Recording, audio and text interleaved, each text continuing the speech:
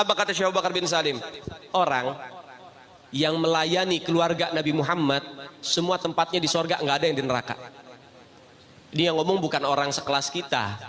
Yang bicara Al-Imam Syekh Abu Bakar bin Salim, yang beliau selama 40 tahun sholat subuh dengan wudhu isya, artinya dari isya sampai subuh nggak pernah tidur, ibadah. Pertama. Yang kedua, setiap hari sodakohnya potong kambing 1000 ekor buat ngasih masyarakat makan. Yang ketiga, setiap malam dia bagi-bagi yang namanya roti untuk makanan para pengemis, sampai di zaman beliau nggak ada pengemis sama sekali.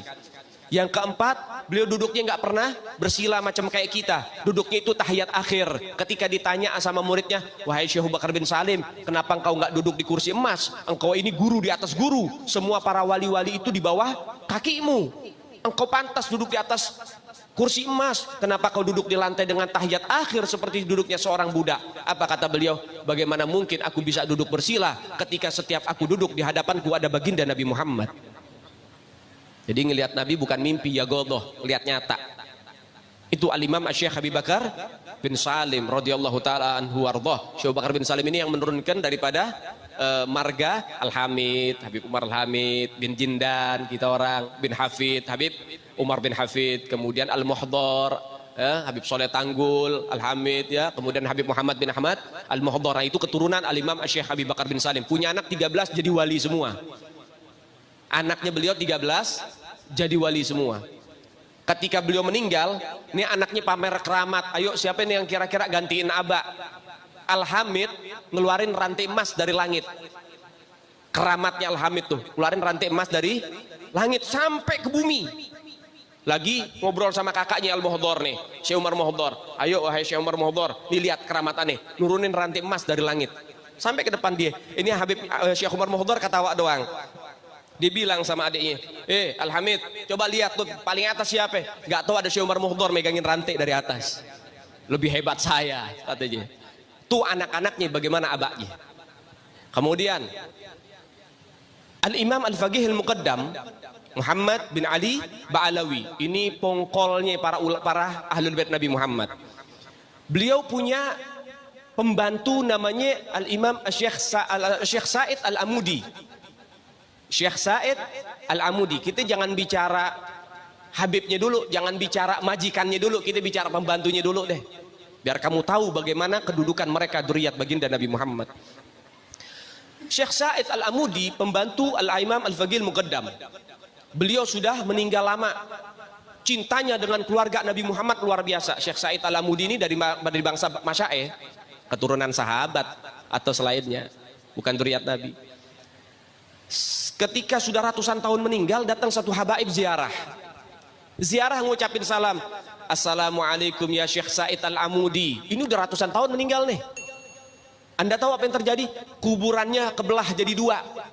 Bangkit itu Syekh Said Al-Amudi amma jasad-jasadnya. Dia katakan, waalaikumsalam warahmatullahi ya ahlul baitur Rasulillah. Kemudian diambil tangan itu Habib, dia cium tangan, kemudian akhirnya balik lagi ke kubur, masuk lagi. Tuh mereka para aulia, orang-orang yang khidmat dengan keluarga baginda Nabi Muhammad. Syekh Umar Muhdhar, anak Al-Habib Abdurrahman As-Siggaf. Jadi Syekh Umar Muhdhar ada dua. Yang pertama anak Habib Abdurrahman As-Siggaf. Ini nggak punya anak laki-laki, anaknya perempuan, yang menurunkan nanti dari situ keluarga Al-Idrus. Yang kedua Syekh Umar Muhdhar, keturunan tadi Syekh Abu Bakar bin Salim, yang ngeluarin daripada bangsa Al-Muhdhar, fam Al-Muhdhar, Habib Hasan Al-Muhdhar di sini ya, Samarinda. Nah itu masih keturunan beliau. Al-Habib Syekh Umar Muhdhar ini di Hadramut. Beliau itu di kuburannya ini belum meninggal dibilang, saya nggak akan pernah ridho siapapun yang lewatin kuburan saya. Jadi kalau ada burung lewat mati langsung. Saking hebatnya beliau. Sampai akhirnya ada satu habaib doa, Bib, ini nanti Hadramut Tarim akan banyak orang-orang datang untuk mencari ilmu dan berkah. Kalau antum nggak cabut sumpah antum, nanti mereka naik apa ke sini, akhirnya mati. Tolong dicabut. Akhirnya dicabut sampai gini hari, akhirnya nggak terjadi. Dulu itu terjadi. Kalau ada burung lewat, jatuh mati. Syekh Umar Muhdhar ini punya anak kecil namanya Aisyah. Beliau datang hal, orang wali kalau lagi datang hal bawaannya pengen ibadah. Nah kalau pengen ibadah biasanya kholwat. Kholwat itu menyendiri di kamar sendiri, udah ibadah, wirid, zikir. Tapi hebatnya mereka orang-orang wali, kalau wirid tembok ikut zikir, keluar suara. Paham ente? tempat duduk, karpet, kayu, semua itu keluar suara zikir bareng sama mereka, orang-orang wali. Itu mereka orang wali, orang-orang saleh, khalwat, menyendiri. Datang hal, dia bilang sama istrinya, istri, jangan ada siapapun yang masuk kamar khalwat saya ya, saya pengen khalwat. Iya, sudah istrinya masak di dapur. Syekh Umar Muhdar lagi khalwat, lagi baca zikir. Kemudian anaknya masih kecil, masih balita, lari sana, lari sini. Kemudian tiba-tiba robos masuk ke kamar khalwat. Nah, orang-orang wali kalau sudah zikir, istighraq, mendarah daging, mendalami sampai lupa apapun, nggak ngelihat apapun. Sehingga ketika beliau kaget ada suara orang masuk, langsung dibilang, "Mut, mati kamu." Seketika itu anaknya kebakar, mati langsung. Sadar daripada Syekh Umar Muhdar, waduh, anak saya meninggal ini. Dipanggil istrinya, dimarahin. Ana udah bilang, jagain. Kenapa kamu lepasin begini? Nangis itu ibu. Kemudian tiba-tiba berhenti. Ntar dulu. Kita punya pembantu, sini pembantu dipanggil. Sini pembantu, khadamah sini pembantu. Ibu, kenapa? Mulai kapan kamu berani berbohong? Kamu ini ikut sama keluarganya Rasulullah. Kamu ini pembantunya keluarga Nabi Muhammad. Mulai kapan kamu berani berbohong? Maksudnya bu, dari semenjak anak ini melahir, kamu suka gendong. Ya kalau bahasa kita dininak boboin. Jadi kalau lagi digendong dibacain, dinyanyiin lagu. Apa lagunya? Ya bintul gutub, ya zaujatul gutub, ya ummul gutub. Wahai putri dari seorang gutub, wahai istri dari seorang gutub, wahai ibu dari seorang gutub. Maksudnya bu, ya kamu bohong. Ini anak masih balita. Kalau kamu katakan bintul gutub, putri dari seorang gutub, betul, ayahnya gutub. Tapi kamu mengatakan ya zaujatul gutub, wahai istri seorang gutub. Ini anak belum menikah, belum jadi istri tapi sudah meninggal dunia. Berarti itu menjadi kebohongan buat kamu. Sampai begitu didikannya saudara. Sampai itu dicap bohong. Apa kata pembantunya? Enggak bu, saya enggak bohong. Itu diambil jenazahnya, diindung-indung lagi, dibacain lagi. Ya bintul gutub, ya zaujatul gutub, ya ummul gutub. Itu anak langsung bergerak berdiri, langsung lari-lari lagi. Hidup lagi itu anak. Ini baru pembantu nih.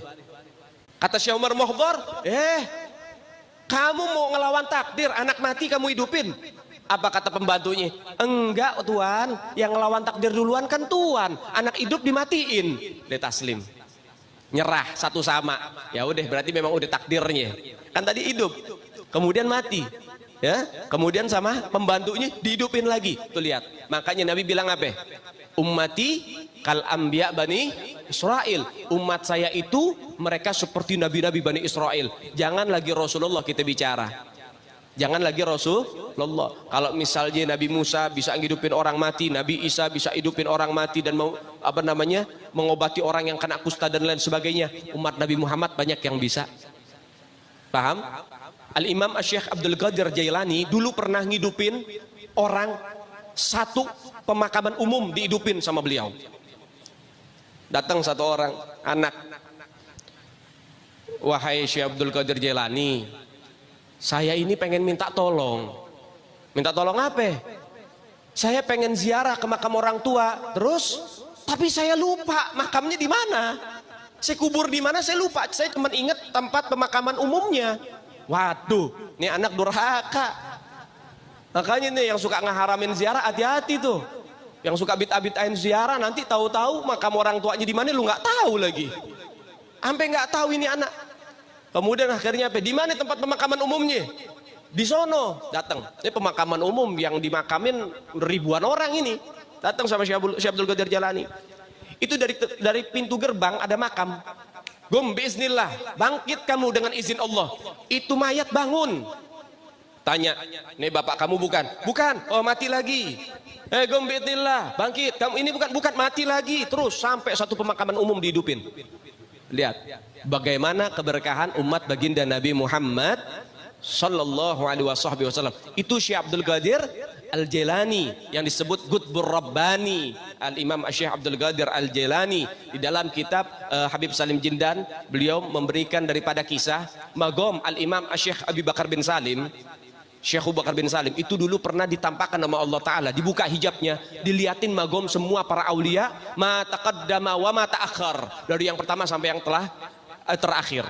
Diliatin, itu katanya apa? Seperti bintang-bintang kejora. Termasuk magomnya Syekh Abdul Qadir Jailani seperti bintang kejora.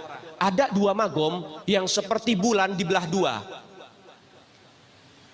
Ada dua magom, dua kedudukan aulia seperti bulan dibelah dua. Yang sebelah itu magomnya Syekh Abi Bakar bin Salim. Syekh Abu Bakar bin Salim deh. Yang sebelah lagi itu magomnya seorang perempuan dari Jamalul Lail. Kalau nggak salah namanya Syarifah Hababah Alawiyah Jamalul Lail. Itu sebelah magomnya bisa sama kayak Syekh Abu Bakar bin Salim. Syekh Abu Bakar bin Salim, waduh, ini magom sama-sama kayak saya. Artinya lebih besar dari magom Syekh Abdul Qadir Jailani.